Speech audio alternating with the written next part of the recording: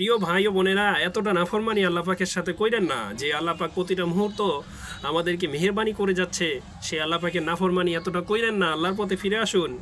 সূরা দাহারের মধ্যে আল্লাহ পাক কি সুন্দর করে বলেছেন, হাল আতাল ইনসানি হাইনুম মিনাদ দাহরি লাম ইয়াকুন শাইআম মাযকুরা। বান্দারে, তোমার জীবনে কি এমন একটা সময় এসেছিল না যখন তুমি জন্মের পূর্বে তুমি কিচ্ছু ছিল না? তোমার নাম আতাউর হবে, তোমার নাম সবুজ হবে, তোমার নাম আরিয়ান হবে, তোমার নাম সুমি হবে, এটা কিচ্ছু ছিল না। তোমাকে উল্লেখ করার মতো কোনো বিষয়বস্তু হিসাবে পরিগঠিত ছিলে না। সেখান থেকে আমি তোমার মায়ের পেটে থেকে এই পৃথিবীতে আনলাম। পৃথিবীতে আনার পরে তুমি কি করতেছো আমার সাথে? হ্যাঁ, পৃথিবীতে আসার পরে এত সুন্দর শরীর দিলাম, এত সুন্দর স্বাস্থ্য দিলাম, এত সুন্দর যৌবন দিলাম, কি করতেছো পৃথিবীতে আসার পর আমার সাথে? আমি আল্লাহ তো তোমাকে সৃষ্টিই করেছি আমার ইবাদতের জন্য, সলাতে দাঁড়ানোর জন্য, সলাত আদায় করার জন্য। সলাত আদায় করে একটা মানুষ হাত পা যেভাবে রুকু সেজদা তাসবিহ তাহলিল করতে হয়, সেভাবেই আল্লাহ পাক তৈরি করেছে।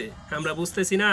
আল্লাহ পাক পরের আয়াতেই বলেছেন যে আমি ইচ্ছে করলেই তোমাকে ওই মায়ের গর্ভতে অ্যাবর্ষণ করে দিতে পারতাম, বিকলাঙ্গ করে দিতে পারতাম, পঙ্গু করতে পারতাম, চোখটা অন্ধ করে পৃথিবীতে আনতে পারতাম, দুইটা পায়ে পঙ্গু করে পৃথিবীতে আনতে পারতাম। আমি আনি নাই, এত সুন্দর আকৃতি করে তোমাকে পৃথিবীতে আনলাম।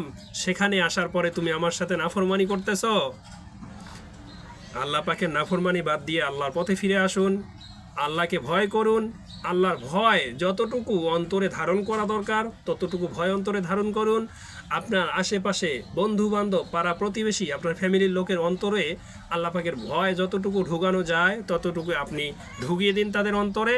তাহলে আল্লাহ পাকের কাছে একদিন নাজাত পাওয়া যাবে। ফ্যামিলি বন্ধু বান্ধবকে নিয়ে একসাথে জান্নাতে যেতে পারবেন। এই চেষ্টাটা সবাই করবেন। আল্লাহ পাক যেন আমাদেরকে মেহেরবানি করে এবং আমাদেরকে এক জান্নাতে থাকার মতো তৌফিক দান করে।